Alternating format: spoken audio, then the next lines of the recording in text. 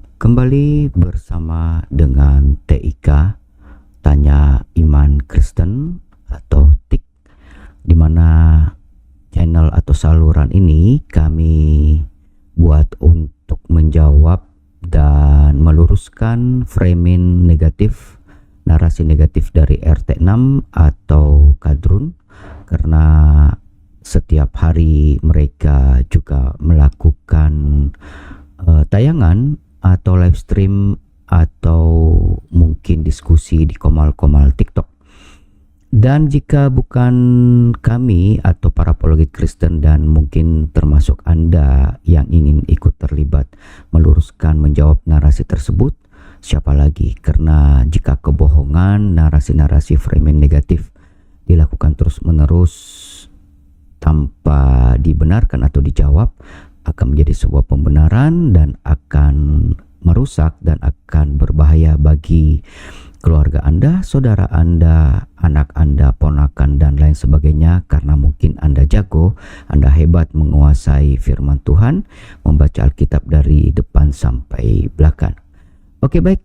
Sebelum kita membahas hari ini, kita akan membahas tentang meninggalnya Ustadz Yahya Waloni, di mana tanggal 6 Juni 2025 kemarin dikabarkan atau ramai di media sosial tentang Yahya Waloni ini menghembuskan nafas terakhir di Sulawesi Selatan atau di Makassar. Oke, baik, sebelum kita masuk ke pembahasan, jangan lupa dukung kami, klik subscribe, like, dan aktifkan notifikasi. Dan jika kamu benar-benar ingin mensupport kami, berikan komentar terbaik kamu di kolom komentar. Karena dengan berkomentar, kamu secara tidak langsung memberitahukan kepada algoritma untuk dibagikan ke lebih banyak orang lagi. Oke, kita akan membahasnya sesaat lagi.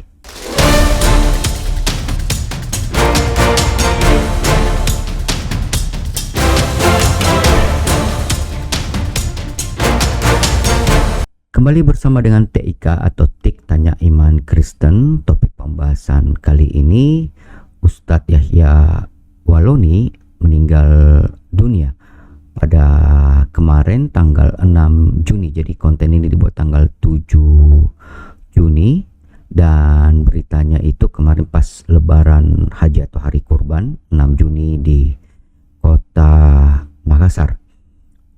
Jadi tujuan daripada tayangan atau konten yang kami buat ini adalah marilah kita sama-sama untuk berdoa bukan untuk kepada Yahya Waloni, karena seperti yang difirmankan bahwa jika seseorang sudah meninggal sudah selesai. Jadi jiwanya pada saat itu akan terbagi dua atau pilihannya cuma ada dua, kalau bukan ke tempat penantian atau Firdaus, yang satunya lagi otomatis ke dunia orang mati. Dan percuma kita mau melakukan apapun karena memang itu sudah ditetapkan di dalam Alkitab. Untuk itu kita perlu mendoakan orang-orang yang masih ada dalam dunia ini. Jadi biarkanlah ya Waloni membayar harga yang harus dibayarnya, karena memang itulah jalan yang diambilnya. Yang perlu kita lakukan adalah marilah kita berdoa untuk yang masih hidup, yang mungkin di antara kita mengenalnya, yang seringkali menyenggol-nyenggol iman Kristen. Bahkan di Edis TV pun seringkali menyatakan bahwa kenapa kami melakukan tayangan seperti ini bukan karena ingin menista atau ingin melawan, namun karena kami ingin menjawab. Kalau bukan kami yang menjawab, siapa lagi yang menjawab? Bahkan Andre Tunggal seringkali kami sampaikan bahwa kalau bukan kami atau orang-orang baik semuanya diam, siapa lagi akan menjawab? Jadi kalau bukan Anda, kami yang menjawabnya, kita akan terus dinarasikan negatif dan Yesus Kristus terus akan dinista di negara Konoha ini. Untuk itu kita mengampuni Yahya Waloni seperti yang diajarkan Tuhan Yesus Kristus. Kami sangat mengasihani dan turut berduka cita untuk keluarga yang ditinggalkan. Dan kita perlu mendoakan orang-orang yang masih ada di dalam dunia ini, karena tidak mustahil jika Tuhan berkenan segala sesuatunya dapat dibalikkan. Oke, baik saudaraku, kita akan melihat sekilas tentang Yahya Walon ini. Dia itu kelahiran dari Sulawesi juga, tepatnya di Manado, Sulawesi Utara pada tanggal 30 November dia lahir tahun 70. Dan memang dalam awalnya Yahya Waloni ini adalah seorang Kristen ya, dan dia meninggalkan dan mendukakan Roh Kudus. Dan pada saat dan juga di Manado itu Ustadz Yahya Walon ini itu menjadi ketua Sekolah Tinggi Teologi di Sorong, Papua pada tahun 2000-2004. Jadi ini sekilas aja ya. Dan memang dia mempelajari teologi, namun dalam perjalanannya dia bertemu dengan seseorang, dan memang waktu kecil itu dia sering, katanya waktu masih muda sering masuk atau menyamperi masjid-masjid, namun karena ayahnya seorang tentara, dia diancam dan dilarang.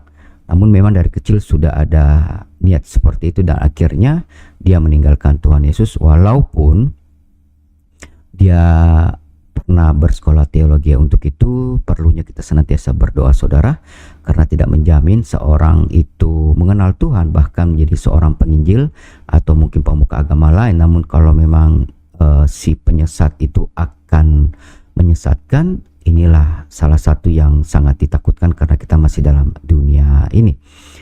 Jadi Yahya Walon itu akhirnya dia memutuskan untuk masuk ke Islam dan mengganti nama menjadi Yahya Yopi Waloni. Maksudnya dari Yahya Yopi Waloni menjadi Muhammad Yahya Waloni, dan istrinya dari Luciana menjadi Mutmainah karena secara otomatis istrinya juga di bawah. Dan Ustadz Yahya Waloni ini mempunyai 3 anak.